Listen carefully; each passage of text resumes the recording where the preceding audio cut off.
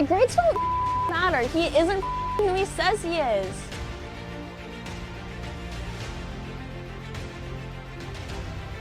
Are you kidding me? I know the truth! It was not recovery, it was Dave! Ah!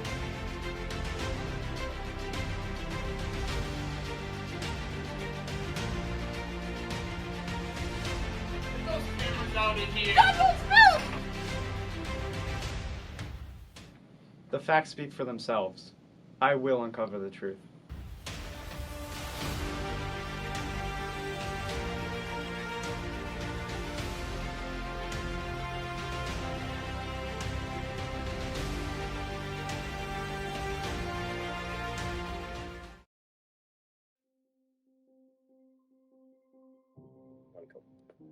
So we're just gonna do a sample quick. Hi, my name is Jonathan Doe, and I'm the U.S. history teacher here at Mackenzie High School.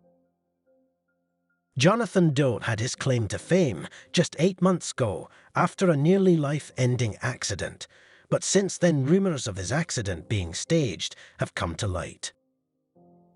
After my accident, I realized I needed to make a change, and I started teaching not too long ago. After his lightning speed recovery, Jonathan took up a job as the American history teacher at a local high school.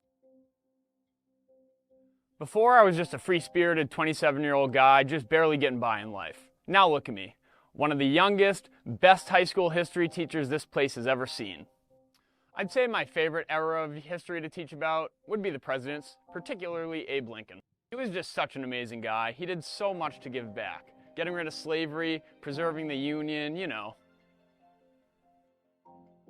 Now we'll take a look into the science of it all with Dr. Bruce Irwin of the Alcor Foundation, whose curiosity was ignited soon after hearing about Mr. Doe's astonishing recovery. Hello, I'm Dr. Bruce Irwin. I am one of the head scientists of the Cryogenics and Photoanalysis Division of the Alcor Foundation. I've been working for months on the Jonathan Doe case, and I'm about to reveal the truth of it all. Cryogenics is far more simple than one might presume. The hardest part is not actually the freezing of the body, but rather the care it is given over time. The oldest person on record lived to be 120 years old. That's in the same era as Abraham Lincoln. Making it entirely possible for Abe to live just as long, if not longer, than this person. How do you plan to prove your theories, Doctor? The facts speak for themselves. I will uncover the truth. Now, we will go deeper into the core of Mr. Doe's life with an interview of one of his most opinionated students, Madeline Cliff. Hello, I'm Madeline, and I'm in Mr. Doe's U.S. history class. Ever since he started at the high school, there's been something off about him. I'll always catch him doing weird things like trying on top hats or rehearsing this weird speech. I think it's called the Hamburg Address or something. You mean the Gettysburg Address? I don't think so, but I don't know. Can you please take your glasses off? But then I can't see. Just take them off.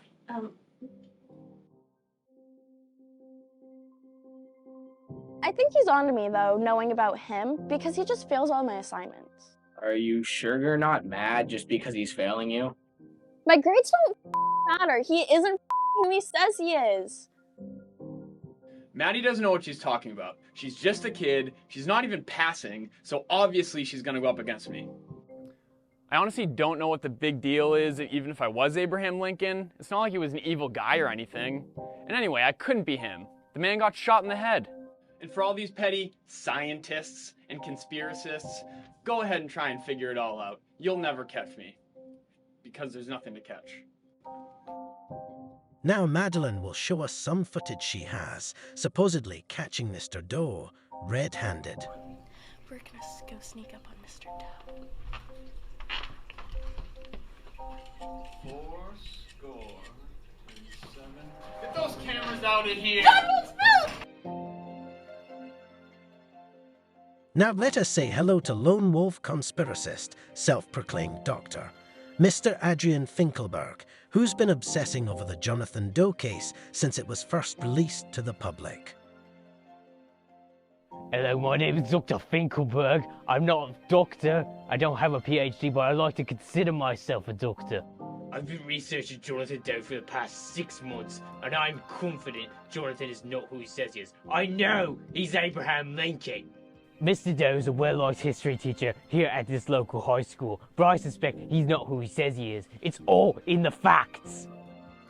The first person to ever be cryogenically frozen was a man by the name of James Bedford in 1966. In order to meet this deadline, Abraham Lincoln would have to have lived for 156 years. That's not impossible.